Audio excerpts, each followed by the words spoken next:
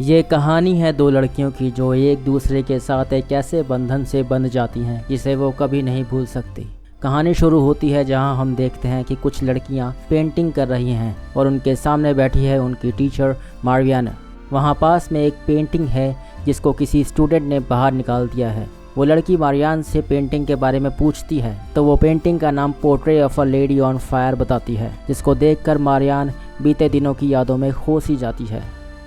कुछ सालों पहले की बात है जब मारियान ब्रिटनी में एक आइलैंड पर जाने के लिए एक बोट पर बैठी हुई थी। तब उसका सामान पानी में गिर जाता है। वो पानी में कूदकर अपना सामान वापस लाती है। आइलैंड पर पहुंचकर वो एक बड़े घर तक पहुंचती है। वहां पहुंचकर जब वो देखती है कि उसकी पेंटिंग का सामान गीला हो चुका है तो वो आग के सामने बैठ जाती है और कुछ सोचने लगती है। थोड़ी देर बाद वो खाने के लिए नीचे आती है। वहाँ एक नौकरानी से वो वहाँ रहने वाली लड़की हिलॉय के बारे में पूछती है तो पता चलता है कि हिलॉय की बड़ी बहन मर चुकी है और उसकी माँ चाहती है कि हिलॉय की शादी हो जाए, जिसके लिए वो एक पेंटिंग बनवाना चाहती है। मारियान कमरे में एक लड़की की पेंटिंग देखती है जिसका कोई चेहरा नहीं होता। ये पेंटिंग पिछले पेंटर ने बनाई थी जो नाकामयाब रहा। मारियान घर की मालकिन से मिलती है तो पता चलता है कि हिलॉय शादी नहीं करना चाहती और ना ही किसी से अपनी पेंटिंग बनवाना चाहती है। इसीलिए मारियान से कहा जाता है कि बिना हिलॉय को पता चले उसको ये पेंटिंग बनानी होगी, जिसको कि मिलान भेजा जाएगा और अगर पेंटिंग पसंद आई तो हिलॉय की शादी होने के बाद सब मिलान चले जाएंगे। मारियान जब हिलॉय को पहली बार देखती है तो हिलॉय भागकर पहाड़ी के किनारे पर जाकर रुक जाती है, शायद इसीलिए क्योंकि उसकी बहन ने असल में पहाड़ी के किनारे से कूदकर अपनी जान दी थी। तभी से हिलॉय को उसकी माँ अकेले बाहर नहीं जाने देती। हिलॉय मारियाना से पढ़ने के लिए एक बुक मांगती है। मारियाना बहुत कोशिश करती है कि हिलॉय के चेहरे की तस्वीर बना सके, मगर उसने हिलॉय को मुस्कुराते हुए नहीं देखा है और हिलॉय हमेशा उसके आगे आगे चलती है। हिलॉय अगले दिन मारिया से मिलती है तो दोनों मिलकर उसकी बड़ी बहन के बारे में बातें करते हैं जैसे पहले कभी किसी ने नहीं किया था। शादी को लेकर अपनी अपनी राय बताते हैं। हिलॉय की माँ बताती है कि सिर्फ 6 दिन बचे हैं पेंटिंग खत्म करने को और फिर किसी बात पर दोनों हंस पड़ते हैं। हिलॉय की माँ बहुत दिन बाद हंसी थी, इसके लिए वो मारियान को शुक्रिया अदा करती है। मारियान बहुत कोशिश कर रही है एक अच्छी पेंटिंग बनाने के लिए।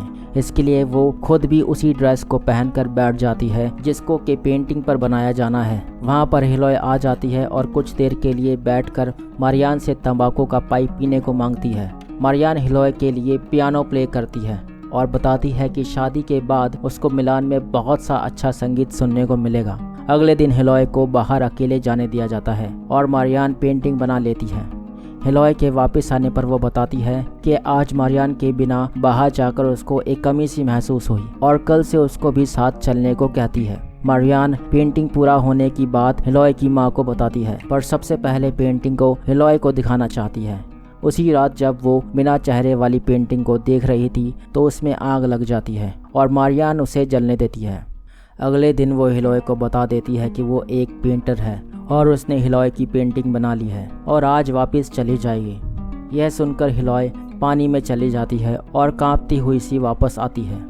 कुछ देर बाद वो अपनी पेंटिंग देखती है तो वो नाखुश नजर आती है। वो उसे बेजान और उदास बताकर वहाँ से चली जाती है। मारिया पेंटिंग को देखती है और उसे भी कुछ ऐसा ही लगता है। वो पेंटिंग का चेहरा खराब कर देती है। हिलॉय की माँ आकर देखती है तो वो पेंटिंग का खराब चेहरा देखकर मारियान को वापस जाने को कहती है। हिलॉय कहती है कि मारियान यहीं रुकेगी और मेरी पेंटिंग बनाएगी और मैं उसकी मदद करूंगी। अब हिलॉय मारियान के लिए पोज करती है और उसके सामने मारियान उसकी तस्वीर बनाना शुरू करती है। अगले दिन हम देखते हैं कि हिलॉय और मारियान घर की एक मेड सोफी जो प्रेग्नेंट है उसके लिए एक जड़ी बूटी ढूंढ रहे हैं। रात को वो जड़ी बूटी पीकर मेड सोफी बेहोश होकर सो जाती है, साथ ही हिलॉय भी सो जाती है।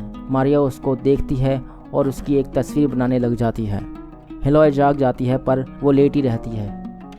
अगले दिन मारियान हिलॉय से पूछती है कि तुम मुस्कुराती क्यों नहीं। अब तक दोनों एक दूसरे को बहुत अच्छी तरह से जानने लगे हैं। वो रात होने पर पत्ते खेलते हैं और हंसी मजाक करते हैं। अगले दिन हिलॉय के चेहरे पर एक अलग चमक थी। वो शायद इसलिए क्योंकि अब हिलॉय और मारियान एक दूसरे के साथ एक अच्छा वक्त बिताने लगे थे। उस रात हिलोय ग्रीक माइथोलॉजी की एक पुरानी कहानी पढ़ती है जिसमें ऑर्फियस की पत्नी यूरिडाइस की मौत होने के बाद वो उसको पाताल लोक के देवता हेडिस से वापस मांगने के लिए जाता है और उसको मनाता है। हेडिस उससे खुश होकर यूरिडाइस को वापस ले जाने की बात मान जाता है, मगर एक शर्त पर। पाताल लोक से वापस ले जाते वक्त यूरिडाइस ऑर्फियस के पीछे पीछे चलेगी और ऑर्फियस अपनी पत्नी यूरिडाइस को पीछे मुड़कर नहीं देख सकता। ऑर्फियस मान जाता है और खुशी खुशी अपनी पत्नी को पाताल लोक से वापस ले जाने के लिए चलता है, मगर वो अपनी पत्नी के कदमों की आवाज सुन नहीं पा रहा था। उसके मन में तरह तरह के ख्याल आ रहे थे। पाताल लोक से बाहर निकलने से थोड़ी दूर पहले ही उसका सब्र जवाब दे जाता है और वो पीछे मुड़कर देख लेता है और यूरिडाइस वापस से पाताल लोक चली जाती है। इस तरह से ऑर्फियस ने हमेशा के लिए यूरिडाइस को खो दिया। इस पर मेड सोफी, हिलोय और मारियान अपनी अपनी राय रखते हैं।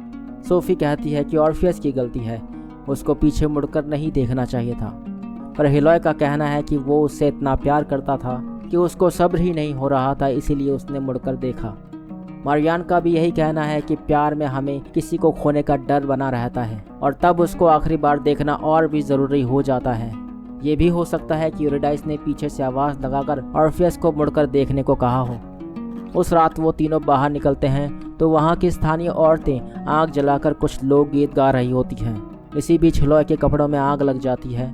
मारियान और हिलोय एक दूसरे को देखते रहते हैं और कुछ औरतें आकर उसकी आग बुझाते हैं। अगले दिन मारियान और हिलोय बीच पर एक दूसरे को किस करते हैं। रात होने पर मारियान हिलोय के कमरे में जाती है और फिर वहाँ दोनों इंटीमेट होते हैं। हिलोय के लिए यह एहसास नया है। किसी के साथ प्यार करना किसी नई खोज करने के जैसा है और जिसे हर इंसान अपने आप ही महसूस करता है। अगले दिन हम देखते हैं मेड सोफी हिलोय और मारियान के साथ एक वैद्य के पास जाती है और अपना बच्चा गिरा देती है क्योंकि उसे बच्चा नहीं चाहिए था। हिलोय वहीं खड़ी रहकर सब देखती है। वापस आकर हिलोय मारियान से उसी दृश्य की तस्वीर बनाने के लिए कहती है जैसा वैद्य के यहाँ देखा था। अगले दिन मारियान हिलोय की पेंटिंग बनाती है और इस बार हिलोय मुस्कुराती भी है। मारियाना उसे किस करती है और फिर दोनों जिस्मानी होते हैं। हिलोय मारियाना को एक नशीली चीज देती है जिसे खाकर वो वक्त को ठहरा हुआ महसूस करेंगे क्योंकि वो इस वक्त को और जीना चाहते हैं। पेंटिंग अब लगभग पूरी हो चुकी है। हिलोय को पेंटिंग पसंद आती है और अब मारियाना का जाने का वक्त नजदीक है और इस बात से हिलोय को बहुत तकलीफ हो रही है। मारियाना समुद्र के किनारे जाकर हिलोय के गले लगती है और फिर दोनों पेंटिंग को पूरा करते हैं। फिर मारियाना हिलोय की एक छोटी सी पेंटिंग अपने लिए बनाती है। हिलोय भी मारियाना की एक पेंटिंग चाहती है अपने पास रखने के लिए। अब मारियाना हिलोय की बुक के पेज नंबर 28 पर अपनी एक पेंटिंग बनाती है। मारियाना कहती है कि किसी से बिछड़ जाने के दुख से बेहतर होता है उस इंसान के साथ बिताए अच्छे पलों को याद रखना। अगले दिन हिलोय की माँ पेंटिंग देखकर खुश होती है और मारियाना को पेंटिंग के बदले पैसे देती है। पेंटिंग को मिलान से आया आदमी अपने साथ ले जाता है। मारियाना हिलोय को आखिरी अलविदा कहती है और घर से बाहर निकलते हुए दरवाजे से पहले उसको हिलोय की आवाज़ आती है जो उसे पीछे मुड़कर देखने को कह रही है, जैसे ऑर्फियस को आई होगी उसकी पत्नी यूरिडाइस की। वो पीछे मुड़कर देखती है और अगले ही पल हिलोय नज़र के सामने से ओझल हो जाती है। अब कहानी में कुछ सालों बाद मारियाना एक एग्जीबिशन में जाती है जहां उसको हिलोय की तस्वीर नजर आती है जिसमें वो एक लड़की के साथ है और किताब के पेज नंबर 28 पर उसकी उंगली है जिस पे कभी मारियाना ने अपनी तस्वीर बनाई थी। कुछ सालों बाद मारियाना एक ओपरा में जाती है जहां उसको हिलोय नजर आती है जो ओपरा म्यूजिक सुनने के लिए सबसे ऊपर की पहली सीट पर बैठी है, जिससे पता चलता है कि उसकी शादी उसी ऊंचे घराने में हो गई है जहां पेंटिंग को भेजा गया था। ओपरा म्यूजिक सुनते सुनते वो कहीं खोई हुई सी है। एक बार मारियाना ने उससे कहा था कि शादी के बाद उसको बहुत सा संगीत सुनने को मिलेगा, इसलिए आज ओपरा संगीत सुनते हुए उसकी आंखों से आंसू निकल पड़े हैं। उसके चेहरे पर एक मुस्कुराहट भी है जो इस बात को बता रहा है कि हिलोय ने मारियान की बात मानी और बिछड़ने के गम से बेहतर साथ बिताए अच्छे पलों को याद रखा, जिससे उसके चेहरे पर एक मुस्कुराहट है। और यहीं पर यह कहानी ख़त्म हो जाती है। मुझे ये कहानी बेहद लाजवाब लगी और मुझे उम्मीद है जो मैंने महसूस किया उसको आप तक पहुंचाने में सफल रहा। प्लीज़ वीडियो को लाइक करके चैनल को सब्सक्राइब ज़रूर करें क्योंकि इस वक्त मुझे आपके साथ की बहुत ज़रूरत है। मिलते हैं अगली वीडियो में। धन्यवाद।